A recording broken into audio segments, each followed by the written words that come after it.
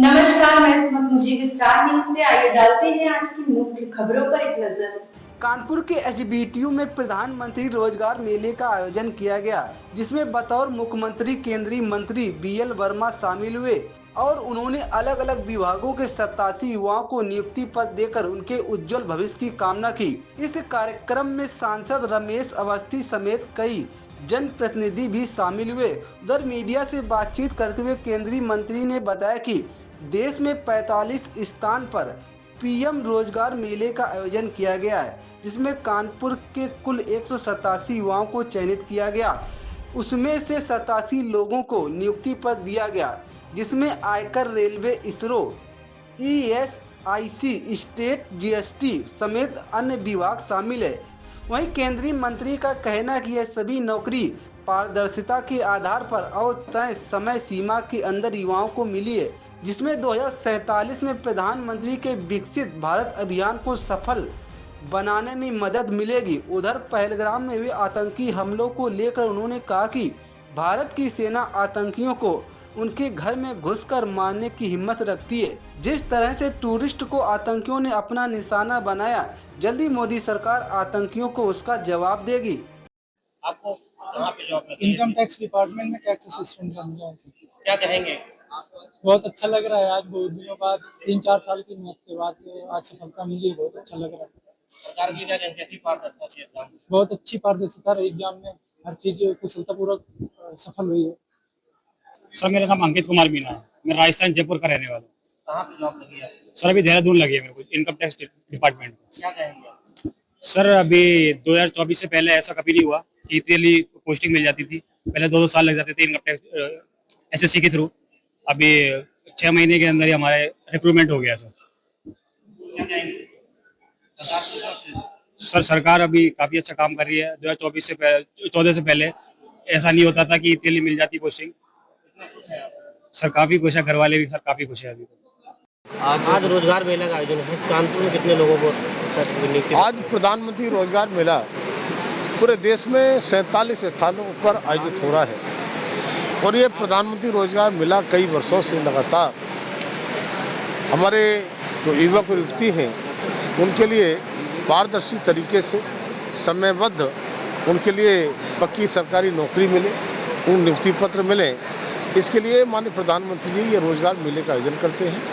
आज कानपुर में भी 187 लोग ऐसे जिनके लिए ये आयोजन हुआ था और इसमें 87 लोग आज प्रमाण पत्र ले रहे थे। तब मैं कह सकता हूँ कि माननीय प्रधानमंत्री मोदी के नेतृत्व में जिस तरह से निष्पक्ष, बिना किसी सिफारिश के, समय सीमा के अंदर पारदर्शी तरीके से ये सरकारी नौकरी मिल रही है हर वर्ग के युवकों के लिए, युवतियों के लिए, ये वास्तव में ये देश के लिए यही नौजवान, यही हमारी बहनें, बेटियां ये जाकर के देश की सेवा करेंगी।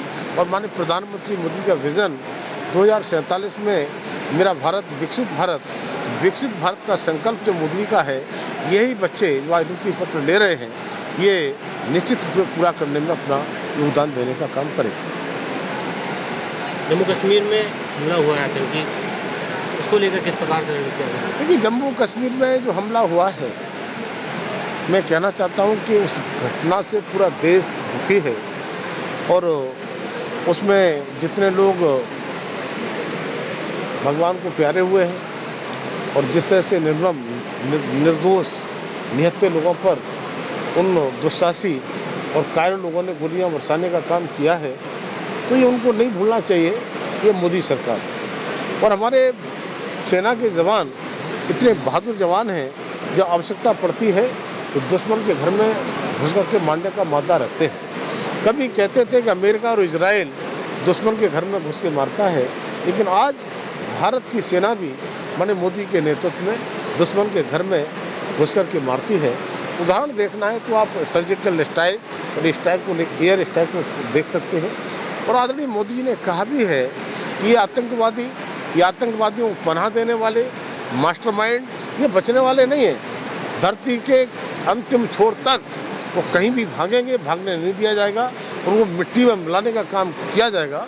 माननीय प्रधानमंत्री ने सीधा संदेश दे दिया है, आप इंतजार करिए और जल्दी ही मुझे लगता है कि जो डिप्लोमेटिक सर्जिकल स्ट्राइक 5 बड़े निर्णय लेकर के आदरणीय मोदी के नेतृत्व में हुआ है, इससे पाकिस्तान तिलमिलाया हुआ है।